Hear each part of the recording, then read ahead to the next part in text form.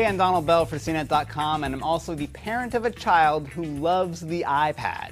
We have one iPad in our house and it's loaded up with all kinds of fun and hopefully educational apps for him, but it's also loaded up with my Facebook account, my email, and all kinds of stuff I don't want him messing with.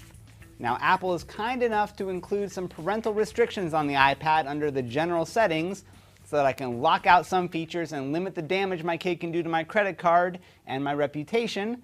Those are great tools, but when you really want some peace of mind, there's guided access. Totally separate from the parental controls, you'll find guided access by going to Settings, General, Accessibility, and then scroll down to Guided Access. As you'll see in the description, enabling guided access allows you to temporarily lock down the iPad to just one single app. The home button gets disabled, there's no multitasking, your kid is limited just to the app that you choose for them. To get started, flip the switch and tap Set Passcode to create a 4-digit passcode, ideally one that your kid's not going to be able to guess.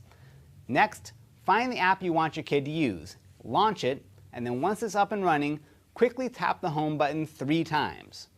Now this is where it gets kind of cool.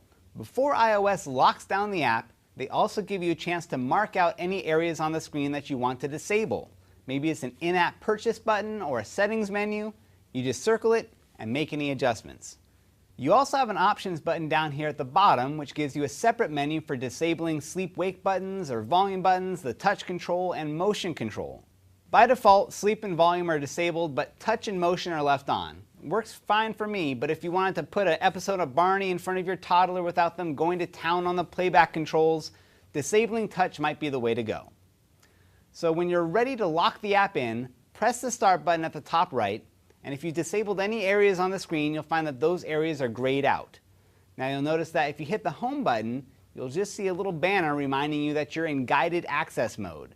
At this point, you can hand this thing over to your kid who will probably groan about being stuck with a phonics app. Now when it's time to pry the iPad away and put it back to normal, all you have to do is triple-click the home button again, enter that 4-digit password that you created, and you're free again to use the iPad however you wish. Or if your kid has aced their phonics and you want to treat them to a little game time, just open up a new app, triple-click, and turn that guided access on again. So there you go, that's how to take any iOS device and temporarily lock it down to a single app. For more how-tos like this, head over to howto.cnet.com. I'm Donald Bell for CNET, giving kids everywhere a new reason to hate their parents.